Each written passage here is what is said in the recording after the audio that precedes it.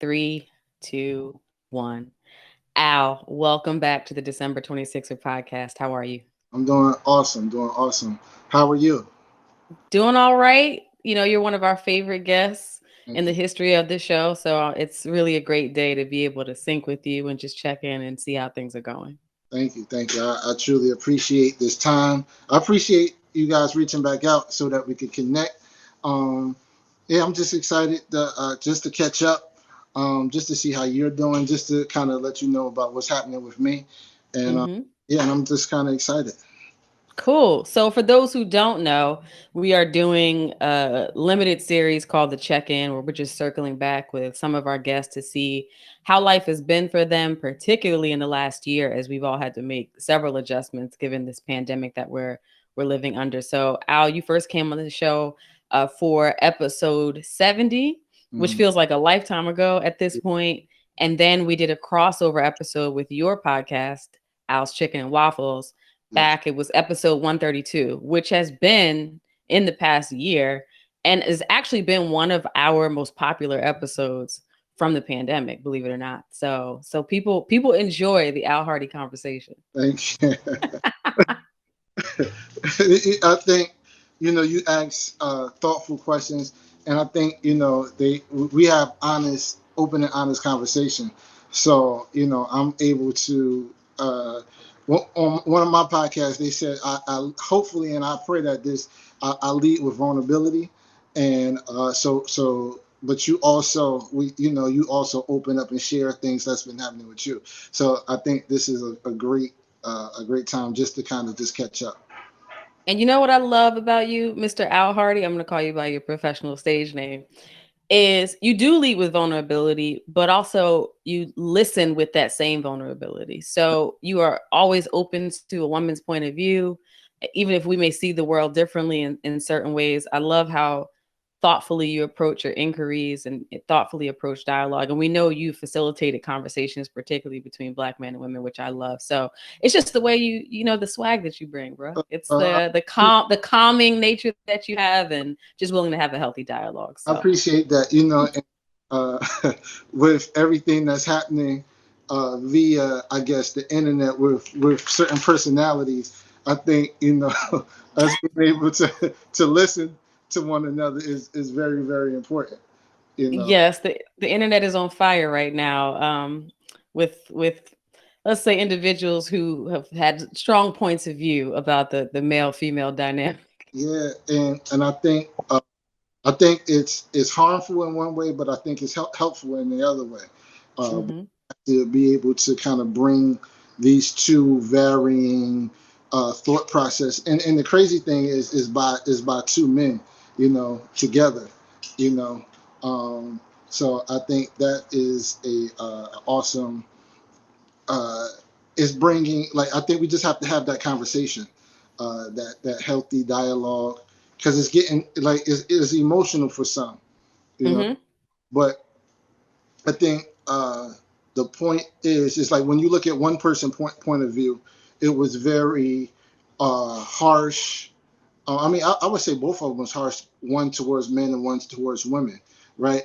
Uh, but they're talking to the problem. They're talking to a lot of the pain, to a lot of the trauma. They're talking to stats that we kind of, if you're doing the work, you kind of already know.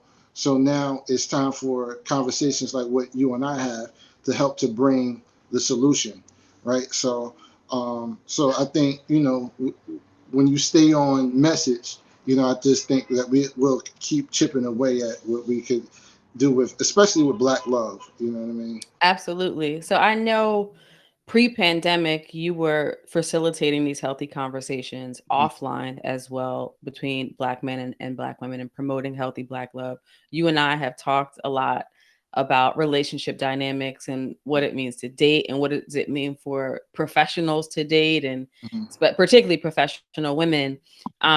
And how has that, are you still facilitating that conversation in light of us all being home, or is that on hold for you right now?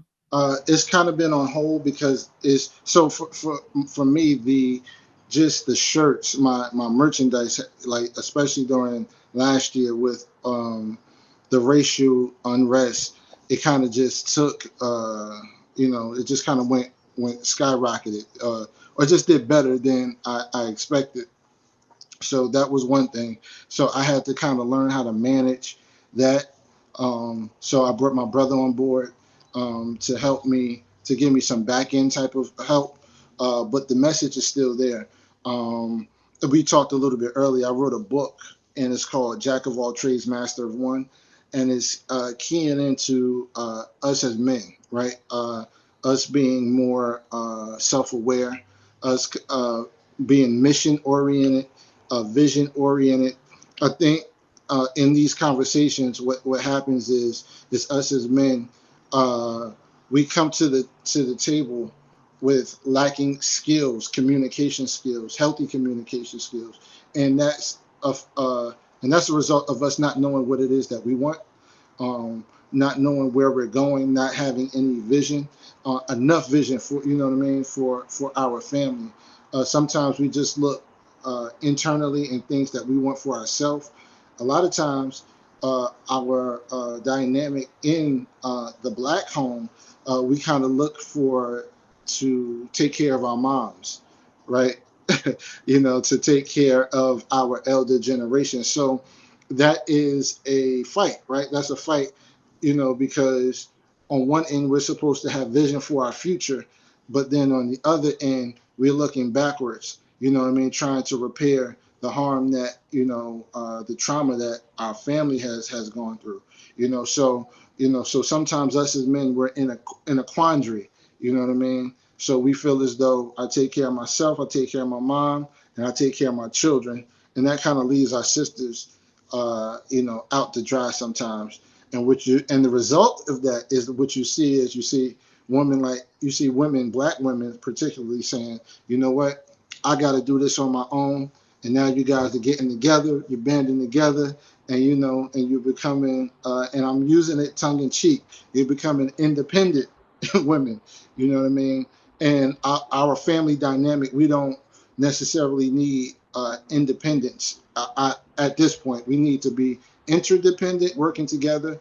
And I'm in a relationship now, and one thing with a strong sister, but a beautiful, vulnerable sister too. So, but one of the things I talk about is we I shared with her, and we kind of agree upon is that um, in this culture, independence um, leaves you independent.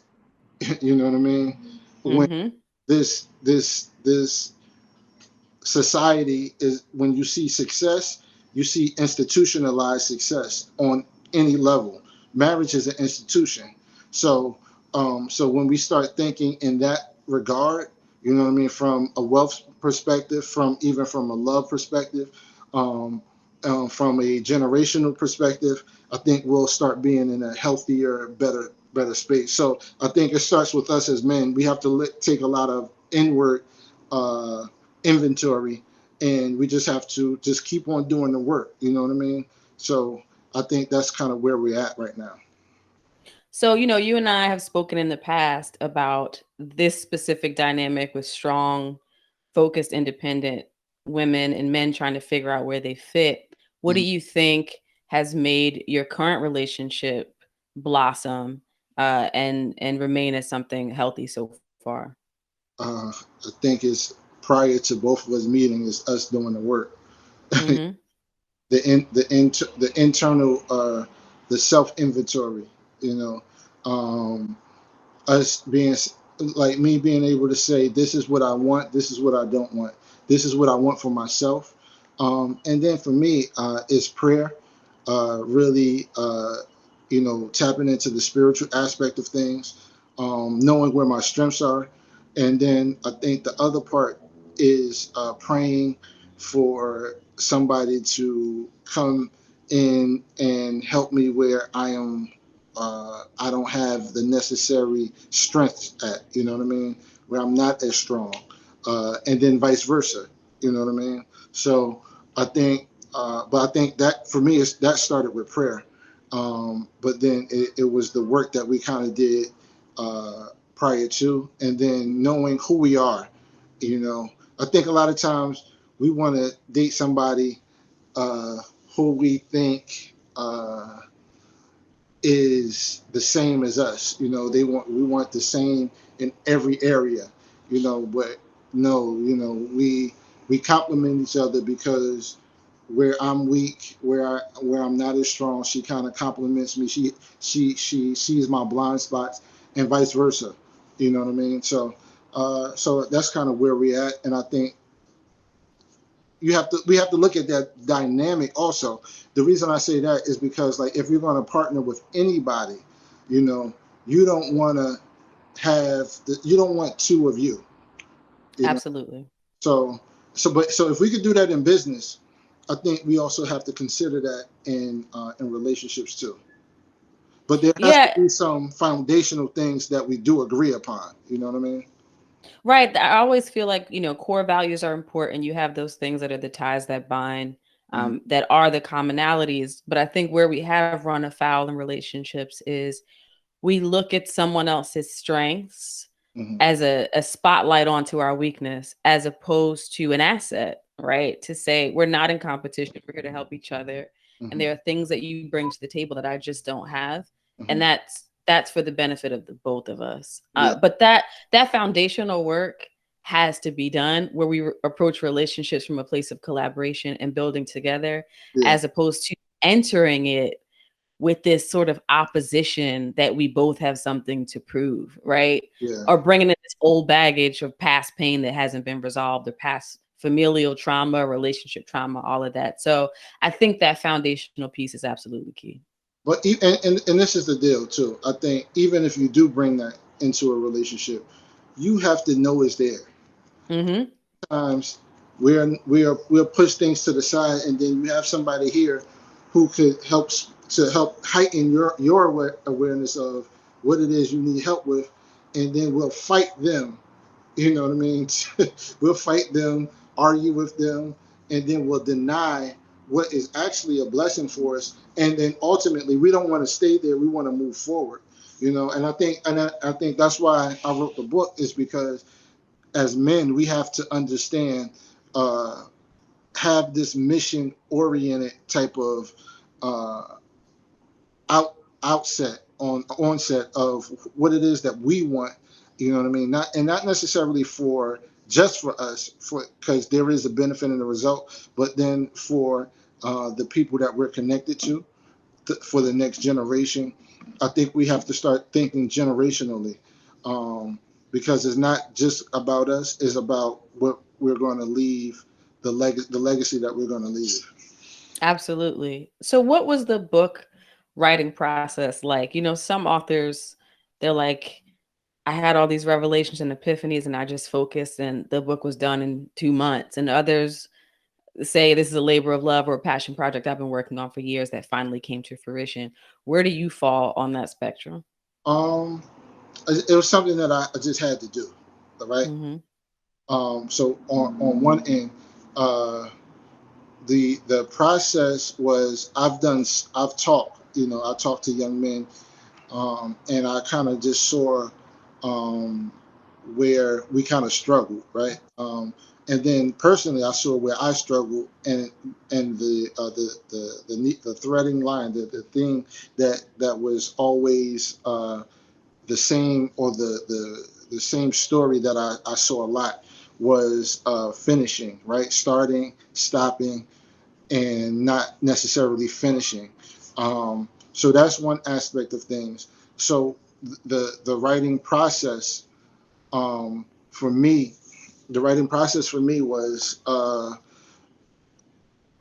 it started with a letter that my father wrote to me when I was 15 years old.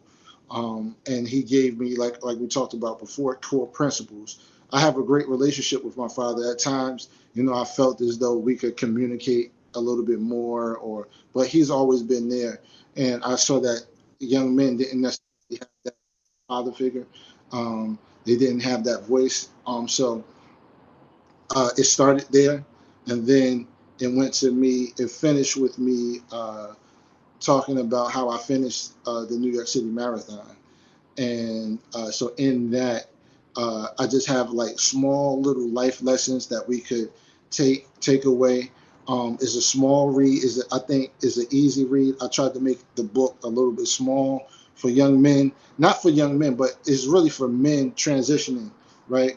Going from good to great. And I always wanted to be a reference, so you could kind of go back. So I've had these little things that I've kind of anecdotes. I was talking a couple of people. They went as they've been reading it. It says real anecdotal. So so that's kind of how I outlined everything. So it didn't take me that long to write it. The editing process, that's that's what took more time. I self-published it. So this I tried to do everything. And from a business perspective, I try to keep everything self-contained right now until we could build and grow and find the right partners, to grow what it is that we're trying to do. So that's kind of my process. But the process of writing was really step by step. It started with my father, expounding upon that, starting with me looking for a school to go to when I was young, people who inspired me, um, and just building upon that. And then, like I said, it finished with the marathon. So, did you find reflecting on your own life journey and writing about it to be cathartic for you?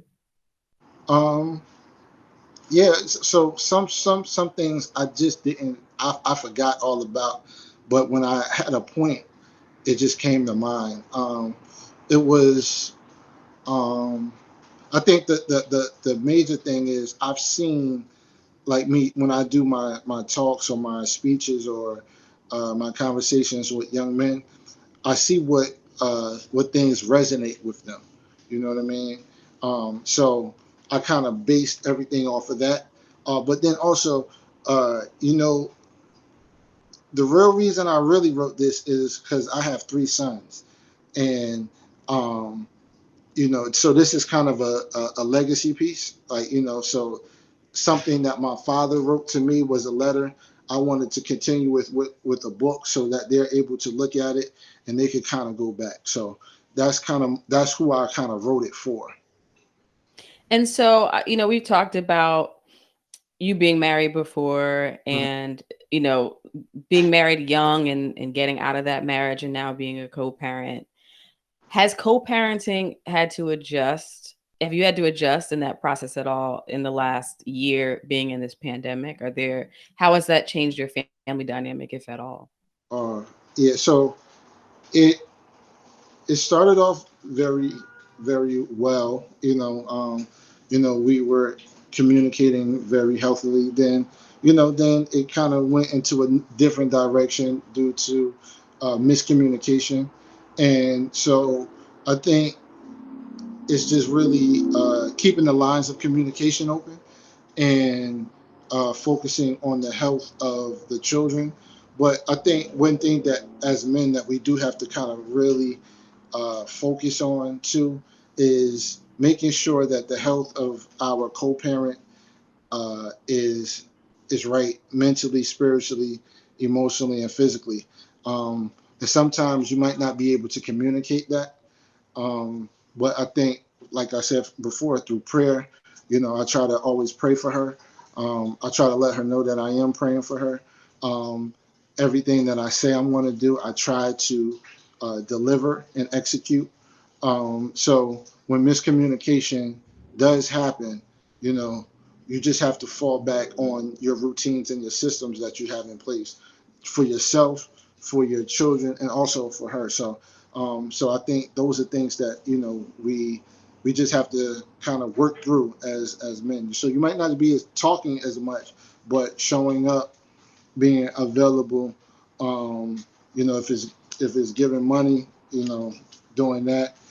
So just being as consistent as you can. You know what I mean? No matter how the response from another party is, and that's tough. That's stuff that we have to work through. I have to work through. You know what I mean? Because at times it's like it's still a relationship. Things can be good, but then it can go off kilter, and then that can affect how your children see you, or what it is that they're hearing, and not necessarily saying that's what happened, but on it for men, like depending on the environment that they're in, they could they could be giving unhealthy information to our children about their mom. So so we just have to be mindful about that and just sticking to a system, a routine, and and kind of not leaving the emotion out of it. But if you have to, that's what you have to do. And I'm speaking from personal experience now, and also having spoken to dozens of women about this. When a co-parent situation goes left and you are in a relationship with one half of that co-parenting situation, sometimes the difficulty from the co-parent problem can really sift and seep into the new relationship that you have. And a lot of women can have difficulty with that, understanding that co-parenting, that is a relationship, and then now we're in a relationship over here, and where do I fit, where do I have opinions, how do we keep ourselves healthy when things may not be going great over there for you? How do you maintain health in your current relationship while also having to navigate these co-parenting waters? Well, I mean, I'm blessed because the young lady that I'm in a relationship with right now, she kind of understands that because she's been through that process.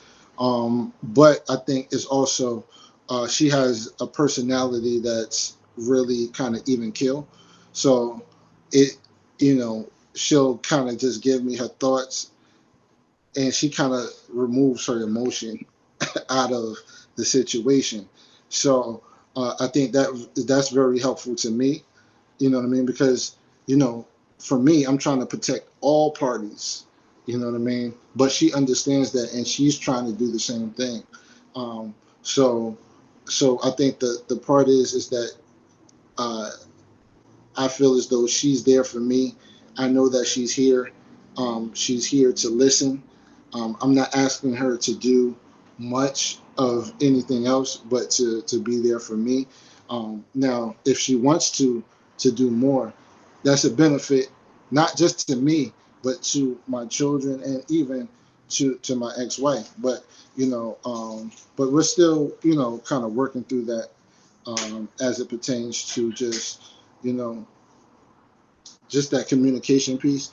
But like I said, she's very supportive as it pertains to me, and that's all I really need.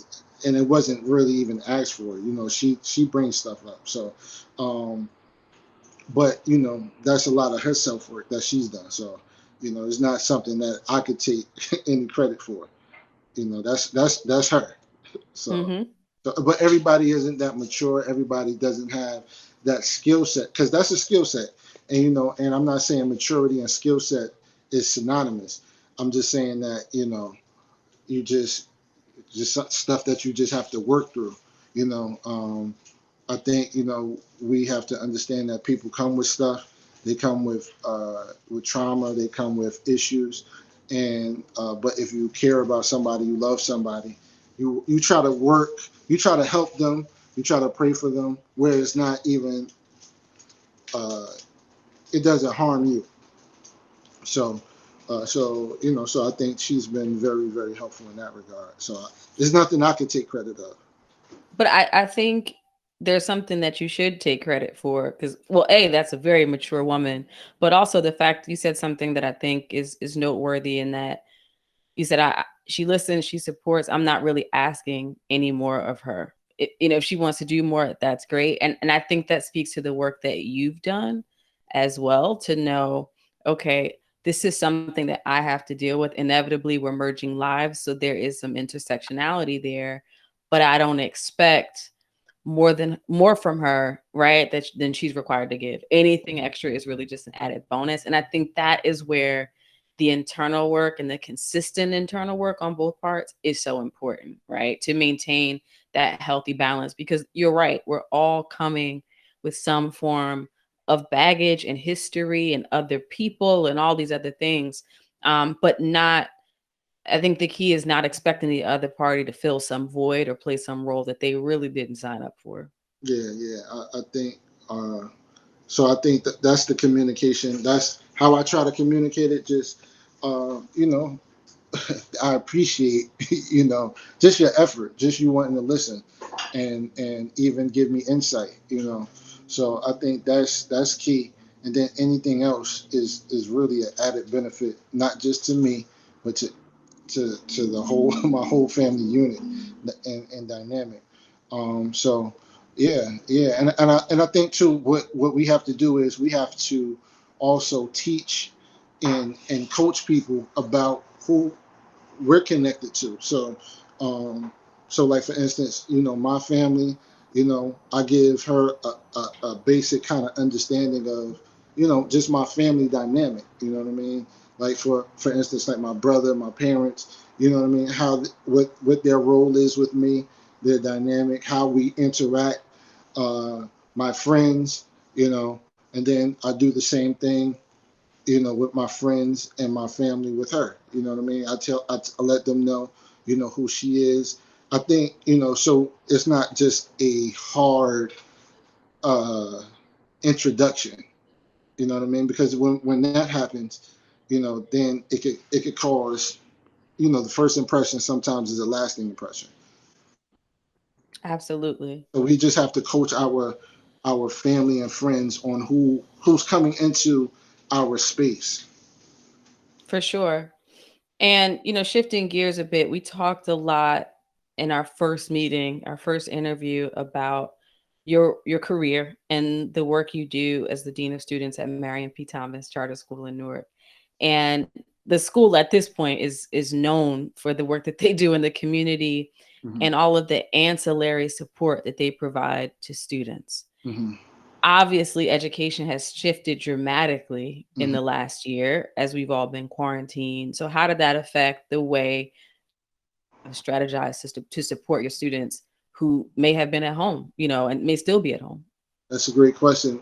Since then, I've got a new position. I'm the recreation director in Hillside, New Jersey now. Um, Hmm. uh, but I'm still dealing with children. But but we focus on children, programming for children outside of school, but also adults. So I have a wider range of people that I have to work with.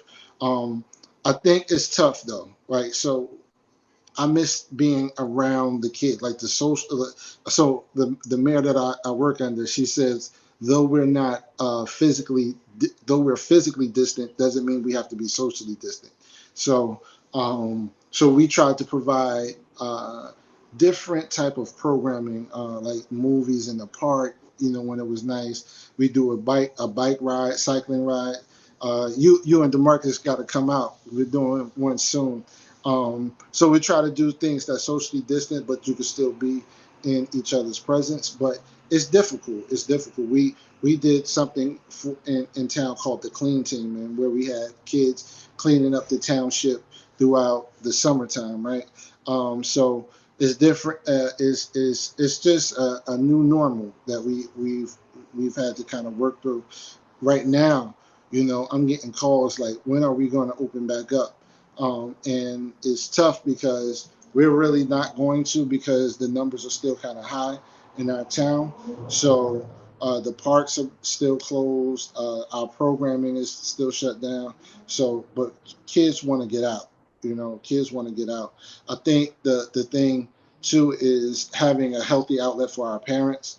Um, and giving them coping skills, managing skills, teaching them, giving them just even life skills on how to have a routine, how to have order, how to set a space for and time for their children to learn. Um, but it's tough though. It's tough. You have to get out. You have to exercise. You have to drink water. People are gaining weight. I was just talking to somebody. He's he's a salsa instructor, and and we was just sharing how people he would do a class once a week in different locations. So he'll be working, and he was just saying that distance people have been depressed, um, even I've heard of just like domestic violence going up. So it's it's a lot. I think we have to give people an outlet, and it goes back to us developing skills, giving people skill set on how to interact, communicate with each other, letting people know how you feel. Because it's tough. You in the house with somebody that you really haven't really talked to, that much. You've had to learn how to communicate in a healthy way. You know, it's you learn about yourself, and then you learn about who you're connected to, from the kids all the way to relationships. So it's just been it's just been tough. Absolutely. And speaking to the new chapter in your career, was it difficult to make that decision to take a new job? uh yes and no, yes and no. I kind of wanted to finish what I started, but it was just a better opportunity um, on multiple levels. I have a little bit more freedom. I can implement the type of programs that I want to implement. So I think I have more range in that area, right? I could kind of show off more of my leadership skills. Um, the difficult part coming into this position, though, was understanding the political landscape of things. Though I'm a recreation director, I'm still working in government. I'm working in government now, and so understanding that dynamic, it was a learning curve. You know what I mean? Because I just thought, I'm working with kids, and then I got a quick lesson like, no, no, no. No, there's certain protocol that you have to adhere to. There's certain people that you have to kind of shake hands and understand. There's certain people that say yay and nay. You know what I mean? So so I had to learn that whole aspect of things. Um, so it's gotten me, I think, a little bit more insight on leadership, um, on how to navigate learning personalities, who to talk to, who not to talk to, why I shouldn't be talking to certain people, why I should be talking to certain people. You know what I mean? Because if you have a vision, you don't want anybody to stand in the way of that vision. So I think it's healthy, and I think this is a major thing that we have to think about with the pandemic, right? In schools, um, I think uh, we we're fighting for injustice in every area, but our schools have been failing our children. So I'm kind of glad to kind of be not as much wrapped up in that type of system, because uh, because our schools, from the curriculum to the people that make decisions for our children, have been doing harm to our children. And it's been in a systematic way. So I think we have to look at it from, I wish we just had more resources, right? As black people, and I'm speaking specifically to black people and people in urban poor neighborhoods, right? That where we could homeschool our children and take our kids out of that system and learn and build an ecosystem around our family. I think that type of thought, that type of system, that type of process will be revolutionary, because now the powers that be that's in education, they have to change, right? Because the way the school system, the way the classroom is set up, isn't conducive for a child. You know what I mean? You have to sit, 45 minutes listening to something that to a teacher who might not is he might understand the text but doesn't know how to teach the text.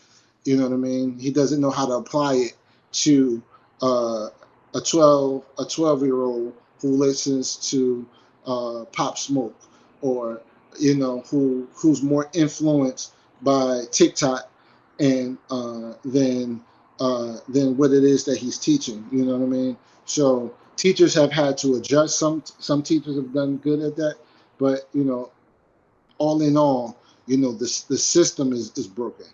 So so that I think that we have to really readjust our thinking as a people. Like I think that should be one of the biggest protests, that we should, I mean, it's so much with black people, but you know, our babies aren't learning at a rate that's competing not just with white people, but competing globally. You know what I mean? Like when you look at, let's just say, like listen, and I want to say it, like if you look at Fiverr, right? You know, the people that are getting these jobs aren't from the U.S. You know what I mean? So, but they're able to, if they was to come over here, they'll be in the market, and their value in the marketplace will be so much more than our children or the Mhm. people who are graduating. So these are things that we have to really look at. So it's a broken system, and we have to really address. So, thinking about that as someone who's been within the system and now is within a government system, which, as you alluded to, has its own challenges, how do you maintain a sense of optimism of where we're headed as a people? Uh, I think with things that you're doing, right? I think we have the internet, and we have entrepreneurs, and so we have to find ways to educate our own. So somebody like yourself, we have to watch, listen to your podcast, and we have to support it. We have to, you know, so we want the numbers to go high, right? And then we want to also, if it's on YouTube, buying a badge or something, like whatever it is that you're doing, supporting, because we have a connection to you, but we also know that you're going to educate, right? So, and then your connections, like hopefully you could build an ecosystem around what it is that you're doing to help empower our moms, our dads, like our family unit. You know what I mean? And giving us the right information to take our family forward. So I'm using you as an example because I believe that entrepreneurship is very, very important, right? Entrepreneurship and apprentice work. I think those are the things that work hand in hand. I think the other part too is that we there are models, like for instance, Google is starting a system where you can learn a skill set for $250. You know what I mean? So so for some people, for some of our kids, I'm gonna say it like that, we could get them, we could shorten the gap if we give them a skill set. A lot of times our children don't have skills in certain things. So I think entrepreneurship is something that a lot of people are pushing, but we have to do it, I think, intentionally, by giving back, opening doors for our children. So I think that's the way we do it because. When you look at education and when you look at government, there's so much red tape that you have to go through to get something passed. But now, if I know the person who's an entrepreneur, um, and I support them, I help them build something, and now that, number one, that opens up a job for somebody, and then that opens up them to make money to, if they want to go to college, that's something that they could do. So it's so many more things that you could do through entrepreneurship that I don't even think we kind of tapped into. Agreed. And I think we need to change the narrative. Our generation, it was like get good grades, go to college, get a stable job, work there, get Mm-hmm. your pension, but when pensions still existed, everywhere, and retire. And we need to change that messaging, even though a lot of us did it, creating opportunities for our the next generation, our children and our children's children, to be able to make informed decisions about what they want for them, and having the wealth creation and the flexibility to say no, I want to take some time off and explore this business idea or build out this technology, and Mm-hmm. that being an acceptable path in our community, and one where there's a probability for success. And we have a lot of work to do to get there. I think there's a small percentage of the Black population that is opening that lane for their children. But I completely agree with you that entrepreneurship and pursuing alternative paths is really the way. Yeah, and I think we have to double down. So and we shouldn't wait to college for, like, we should be exposing people like yourself. I would say, man, like maybe fifth or sixth grade. You know what I mean? Uh, to these entrepreneurs, and I'm entrepreneurs are like, and I think that the other part is everybody is an entrepreneur. Right. So, uh, so I think, but there just has to be a new model, uh, in what it is, how we're teaching our kids. There should be a skill set type of test, like, personality tests for our kids at a young age to develop their self awareness. Um, how do they learn?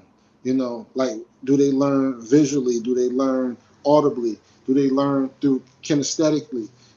Like, these are things that our schools aren't necessarily giving our children at a young age. I was blessed because my mom, she's a therapist, so she kind of gave me this stuff. Like, me and my father and my brother say we was like her guineas, right?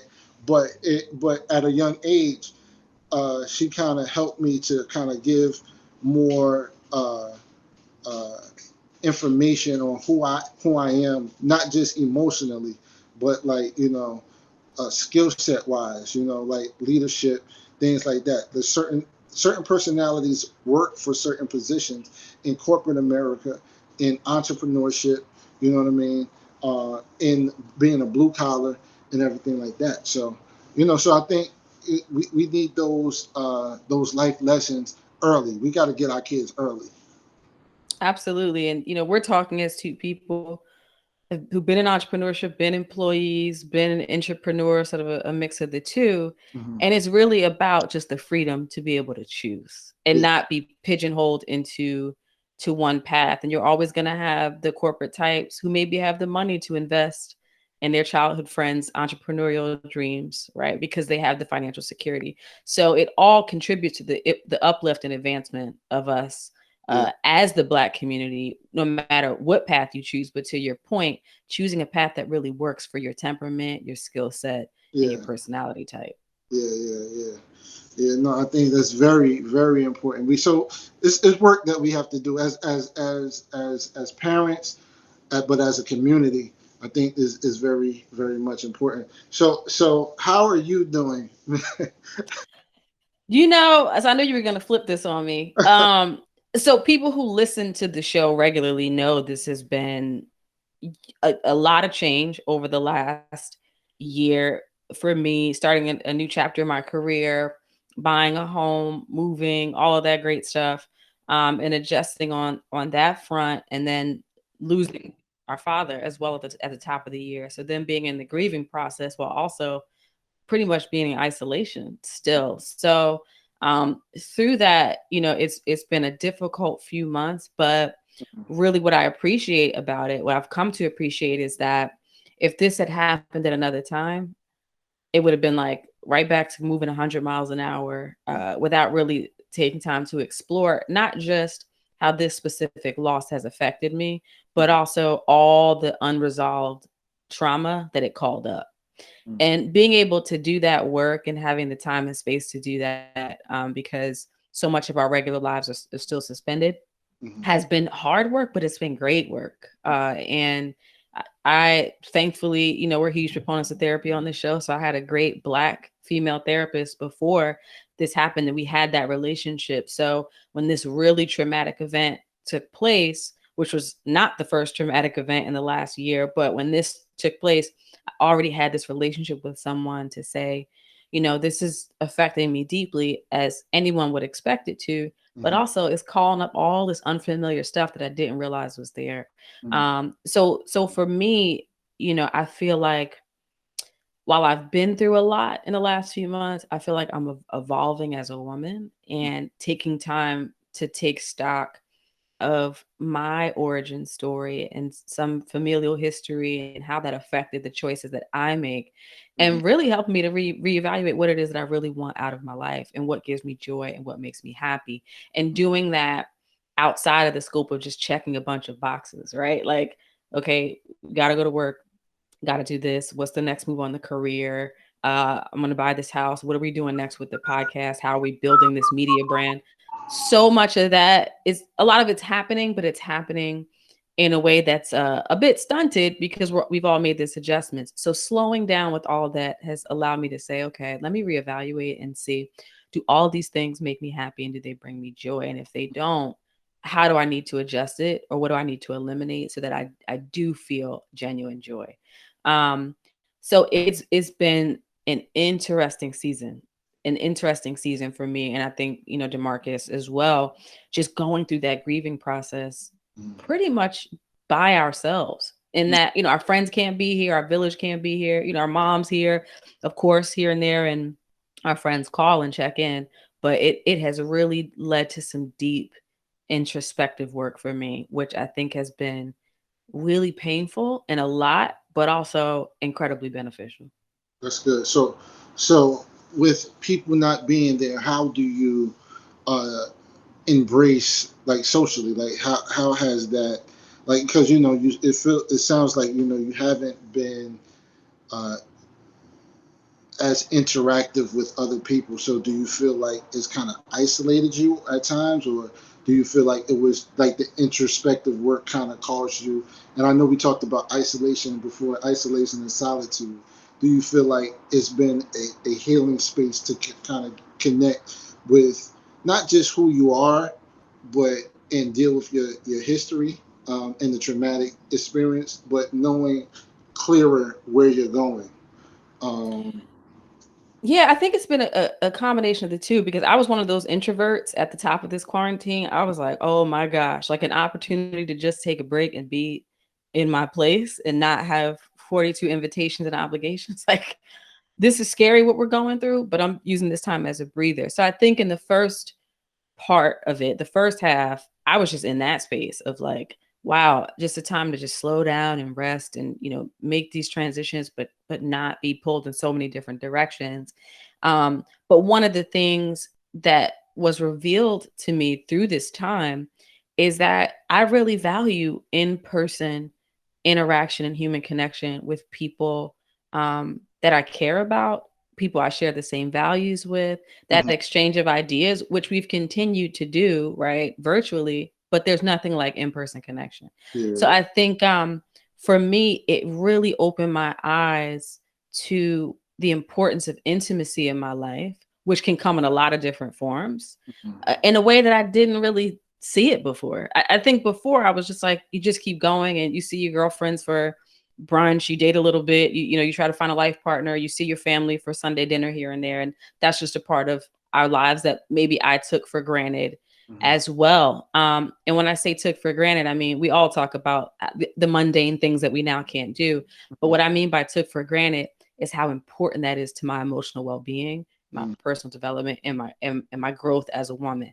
So while the introspective work is equally as important, an outgrowth of that has been seeing the value of social and human connection as well, and how that plays into my desire for a marriage and family, and sharing and merging a life with someone Mhm. as well. I think when you're just home and you have to be home, and there's nobody to fill that gap even temporarily, Mhm. just with the casual dating that we do and the situationships, when all of that goes away Mhm. because our lives have changed so dramatically, it Mhm. can really lead you to assess, is a long-standing relationship something that I really want, right? And I think I've been a long advocate of like finding joy and finding contentment, whether you have that or not. And I think what has changed for me now is you can still find the joy and contentment, but there's nothing wrong with voicing your need and desire for that as well, for companionship.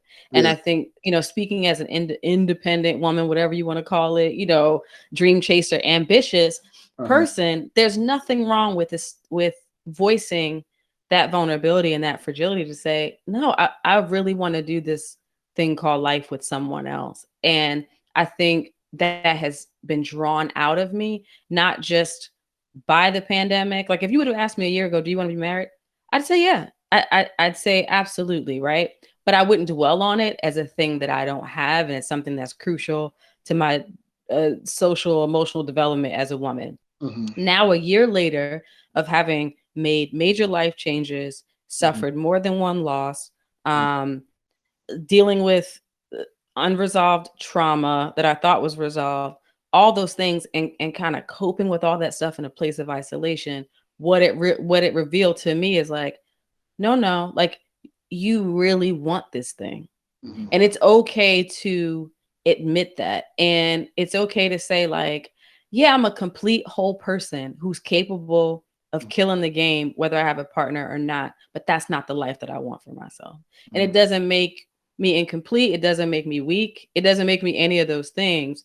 Um, it's a natural desire to long for that, and it's a natural desire to have questions and maybe negative feelings about, am I going to get it as a Black woman who fits into a category where statistics say I may not, right? And there's a higher likelihood that I will not. So yeah, so I think, to your original question, it's really been two parts for me. It has been the introspective work that I'm really grateful for, but an outgrowth of that is now seeing through a new lens the importance of connection and intimacy for me. Okay, so Here this you go, Al. Go ahead. no, this is good. This is good. Uh, so what is? Do you have a plan? Like, I mean, because as a you know, based on your work, you're a planner, right? So, Mm-hmm. so do you have a plan on how you're going to engage and kind of see what's out there for you? I had this same conversation with my therapist just a few days ago. Uh-huh. And I told her what was scary for me was because I am such a planner that I don't know yet. And I don't know because I'm still in the grieving process, right? So going through that and going through healing and all this other stuff from what has been a really heavy couple of months, almost 3 months now. Um, I was like, I don't even have the headspace and like the mental capacity to project manage and plan Mm-hmm. for this thing or these things that I really want. And that's also an uncomfortable place Mm-hmm. for someone like me because I can always come up with a plan. And what she and I really established was that's a good place for me to be, right? To relinquish control a little bit and say, you know what, all I have the capacity for right now is today. Mm-hmm. And a plan will materialize and the next chapter and phase of my life will materialize. But for right now, Mm-hmm. I'm focused on my own emotional and psychological and physical well-being. And everything else is going to come and I'll focus on it when I can. But for today, all I can manage is today. And I may feel differently next week or the week after. And also, like, this is where I think faith and prayer and all that comes in and spirituality, because I told her, I was like, that's really all I have capacity for. But there's a part of me that's concerned that I don't have time to waste, right? Like, I can't waste time just being in the moment trying to go through grief at 39 years old. Mm-hmm. And I really had to get to a point of just relinquishing that. What really it is fear, right? Fear of, quote, taking time off, because this process is equally as valuable as, and maybe even more valuable as an investment into my future relationship than say, oh, I'm gonna get back online or I'm gonna do whatever. So that's really where I am, allowing myself to take the time that I need to really work through all these emotions and everything that has been, called up or is newly triggered by the last couple of months. So that's where I am. I got you. I got you. So this is great. Hold on, I'm sorry. This is great. Uh, You taking us back with 26er with the sirens. That's how I used to be when we first started recording. no, no, but that's funny. This is great because um, I want to bring my lady in the conversation. I'm not sure if she would want to. And the reason I say this is because the way we met, right? We met in during the pandemic, uh, and and it was, by really by happenstance. Um, uh, it was during a cycling event, however, so we met, um, and we didn't meet to the end of the event. And I'm saying this for a reason, because I don't really talk about stuff like this. But uh, the way we met was at the end of the event, and uh, however, somebody recommended us to each other. You know what I mean?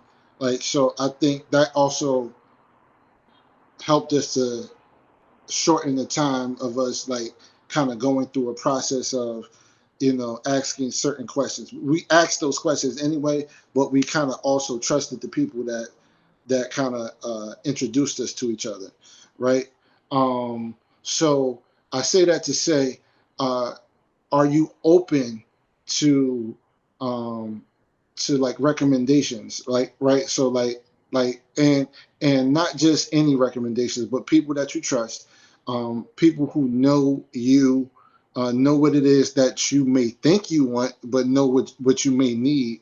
And then the other part too is having a guy's perspective, right? Because a lot of times, uh, we might choose people that from the outset looks good to us, but you know what I mean. But when you have another woman recommend a woman to you that you trust, you feel a little bit like, okay. I think the same thing with a woman. Like, if a guy that you trust, because he kind of vetted him, you know, is that something? And I'm saying this not just to you, but I'm talking to everybody. Is that something that you guys are kind of willing to do? Um, Honestly, at this juncture, I think that's my preference. okay. And people who are willing to think critically when they make the recommendation or the connection, as opposed to just you're single at a certain age, he's single at a certain age, y'all get together because there's not a lot of people out there, right? If you're thinking about it in a more critical manner, I'm not, I mean, I'm a person who has no desire to ever be online again, Yeah. right? I just, and I say that for a couple of reasons. Hmm. First and foremost, just that much communication with so many different people. Yeah. I don't have the time and space for it. Yeah. Also, because so much of me is online, which I didn't have to deal with 10 years ago in Yeah. the online dating landscape when it was not what it is today. But it doesn't take much to figure out who I am. Hmm. So people come in with preconceived notions. Oh, I didn't know you were a podcaster. I didn't know you were this. I didn't know you were that. So I actually I don't I prefer not to meet people online at this juncture. And not that that doesn't work for, everybody. It does work for some people. For me, that's not my preference. Hmm. And I think a man's perspective is incredibly important. And I actually just went through this where someone was like, I want to hook you up with this guy that we know, but my husband is completely blocking it. Hmm. And so I'm on with the husband and wife, and I'm like, bro, like, why are you blocking this? And he gave me his reasons. And he said, I'm coming from a guy perspective. This is my homie who is a great person. Hmm. But when I think about it in relation to pursuit of you, Hmm. here's why I don't think he's ready for that. Hmm. And for me, I was like, if you're saying that as a man, and Hmm. this is your homie that you love and you care for and have a great relationship with, I trust and respect that. And I'm not gonna try to convince you, like, put that just aside, suspension of disbelief, and just make it happen and let me decide. I think it's important to allow people to see you through their lens, people that you trust, and see prospective partners through their lens as well, and offer their opinion, whether you agree with it or not to start. That's good. So one more question as we are you willing? So are you willing to date and this date uh, somebody who makes less than you? And like, what does that look like?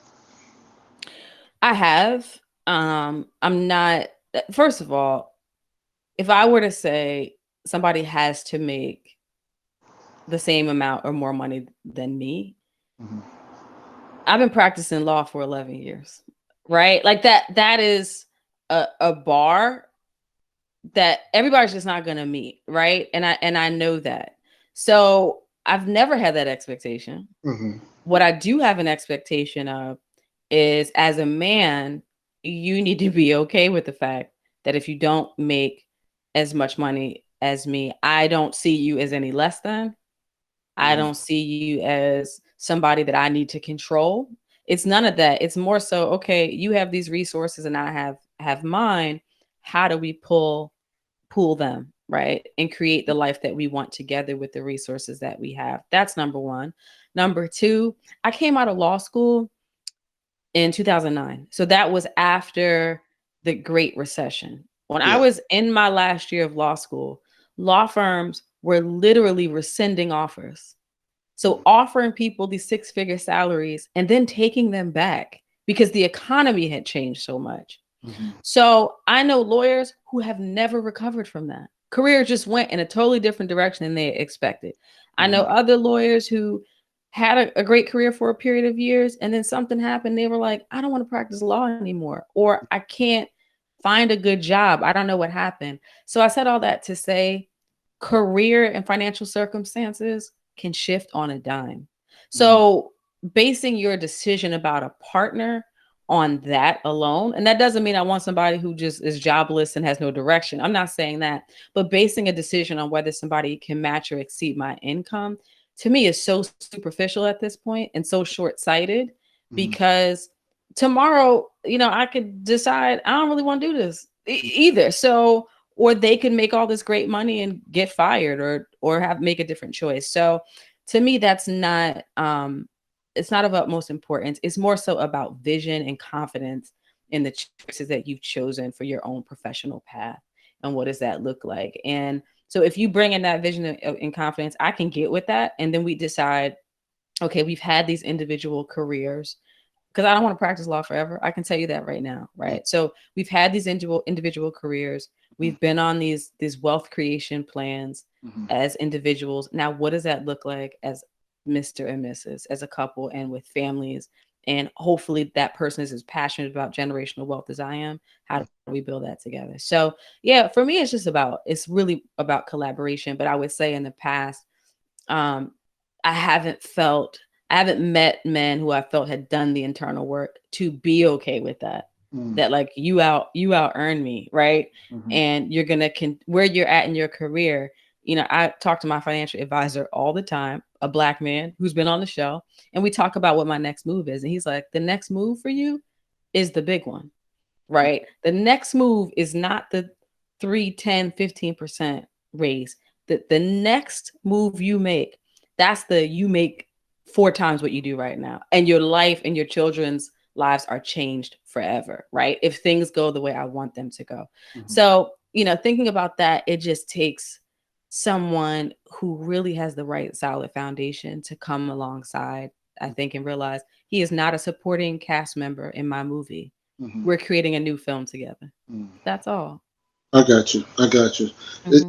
that takes a lot. That takes a lot of work. I was talking to my lady. She, she's doing pretty well, and sometimes, you know, uh, I come with vision, but it's the external sort of provision that the culture kind of instills and fights for us as men, and that's a fight, that's a struggle that you have, an internal struggle that we don't necessarily know how to articulate when the lady that we're pursuing or with makes more.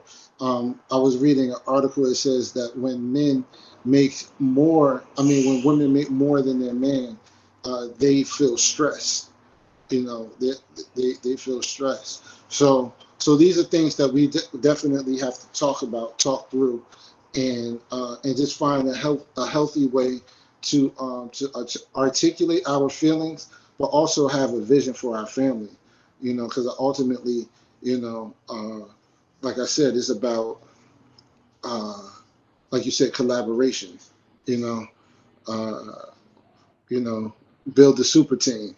You know, KD and Kyrie, they working together. They got James Harden. You know what I mean? And nobody is less than the other. You know, they all been MVP candidates or MVPs. You know what I mean? So if we could work, if that could work on a team, you know what I mean, that could definitely work in relationships, especially in this day and time. You know what I mean? And let me say this, a question that I think women who are at a certain point in their career and financial journey have to ask themselves is, because we all can say like, he doesn't have to make as much money than me, it doesn't matter, but you have to be honest about what lifestyle you've become accustomed to and what lifestyle you want to maintain, and whether you're okay with getting married and having to continue to work to maintain that lifestyle. Mm-hmm. Because I think sometimes women will say, I'm okay with a man making less and a lot less. And then they have that first kid and they're like, I don't want to go back to work. But there's no way we can sustain the life that we've built on Mm-hmm. just his salary. And then there's all this resentment there, right? About what the man can't provide. Mm-hmm. So I think nobody can answer that question for you as a woman. Like, you have to really ask the tough questions and say, if I'm going to build a life with this person and for us to reach our financial goals and for me to be comfortable in the lifestyle that I already have or that I want, it means that I am not leaving work, my job, and I'm not gonna be a stay-at-home mom for 15 years. Like, you gotta be honest with yourself about that as a woman. I think that's really important, because it's one thing to say something in theory and it's a whole other thing to really walk it out in reality. Yeah, and I think that's where, you know, the therapy, the counseling, premarital counseling, building these type of skill sets are very, very key, because a lot of women, their first generation wealth, you know what I mean, their first generation to graduate from college, their first generation a lot, you know, in their family, you know what I mean, and then for some, first generation to be married, you know. so so so this, a lot of this stuff doesn't come with a rule book or a book for us. I mean, you have to find the right type of material to help support this type of thinking, this type of mindset, and what it is that you're trying to build. So I think, you know, this is new for a lot of women. It's new for a lot of men. You know, we live, and I'm not trying to say it in this type of dynamic, like a patriarchal society. So when things have kind of shifted, especially in the black community, you know, we don't necessarily have the language, the skill, and the way to communicate and how to formulate these type of family structures to where at a certain point in time the dynamics might change where the man is working, you know, more, or do you have extra income coming in, you know what I mean, to support the lifestyle that you want, you know. So so this is new. Right. It's new for both parties. And I can lay all the plans in the world about like who I think I am and how evolved I am as a woman. But I recognize my own humanity enough to know Mm-hmm. that when the man shows up, there may be difficult conversation or inconvenient truths about myself that I'm going to have to face, Mm-hmm. about him, reevaluating what my expectations are. So it's easy to say what you're cool with in a vacuum, but like until it's staring you in the face, Mm-hmm. right? And you want to build a life with this person, you don't know some of the shifts that may happen. So I say all this stuff knowing it's going to be work, right? And it could be a moot point. I could meet somebody who blows me out of the water financially. I don't know, but Mm-hmm. I'm not limiting myself to that. I'm just not. You're right. You're right. How are we doing with time? Are we good? Yes, we went way over what we said we were gonna do, but I knew you were gonna like flip the script and turn the tables on me and start interviewing me. We established that before we pressed record. Yeah, yeah. I mean, So it's a conversation. but I do have two more questions. Okay, all right. First question is: people get vaccinated, we reach herd immunity, life returns to some form of normalcy. What's the first thing Mr. Al Hardy is doing? Um, man, hopefully we going away on a real vacation. Agreed. You know, that's the goal. You know, I've been driving a lot of places. You know what I mean? So so you know, taking like small weekend trips here and there. So you know, I'm around a lot of people, around my family. You know what I mean? So I haven't been wanting to go out. You know, as much as I want to, but you know, I try to do a weekend. You know, we went to like Baltimore, DC. Um, you know, a cabin, something like that. So we've done stuff like that.